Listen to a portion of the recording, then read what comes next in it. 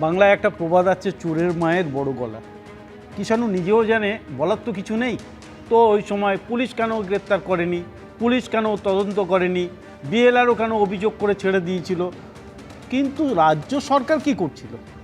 যদি জানেন যে একটা নথি, সরকারি নথি জাল করছে, ডিসিআর জাল করে তার ব্যবসা চালাচ্ছে, কোটি কোটি টাকা আয় করছে, এই খবর তো তৃণমূল স্তর থেকে প্রত্যেকটা খবর কালীঘাটে আসে। কারণ সেই সময়কার মুখ্যমন্ত্রী তিনি বলতেন কোথায় কি ঘটছে, কে কি করছে, সব আমি জানি, আমার কাছে সব নখদর্পণে।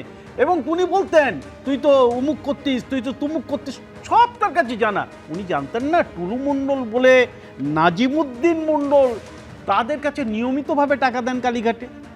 কালীঘাটে যদি টাকা দেয় আর কালীঘাট যদি বলে দেয়, পুলিশের বাপের সাধ্য ছিল যে ওই টুলু মণ্ডলের বিরুদ্ধে কিছু ব্যবস্থা করবে? পুলিশের বাপের ক্ষমতা ছিল? ভিত্তিটা কি এই অভিযোগগুলো? ভিত্তি কি মানে? আরে সিএজি বলেছে ৫৪,০০০ কোটি টাকা ১৫টা মন্ত্রকে চুরি করেছো। কেন্দ্র সরকারের ১৫টা মন্ত্রকে ৫৪,০০০ কোটি টাকা, ৫৪,০০০ কোটি টাকা ব্যয় হয়েছে, যার কোনো ইউটিলাইজেশন সার্টিফিকেট নেই। এটার হিসাব দাও। বললে হবে না ইউসি ছাড়া ৫৪,০০০ কোটি টাকা ব্যয় করেছো, সেটার হিসাবটা দিতে হবে। রাজ্যের রাজস্বের কোটি কোটি টাকা চুরি করেছো তোমরা, আর সেই চোরেদের মত চুরি শুধু বিজেপি করে, এবং যদি আমাদের মধ্যে কেউ চুরি করে থাকে তাকে বিজেপি নিয়েছে, সেই চোরদের বিজেপি নিয়েছে।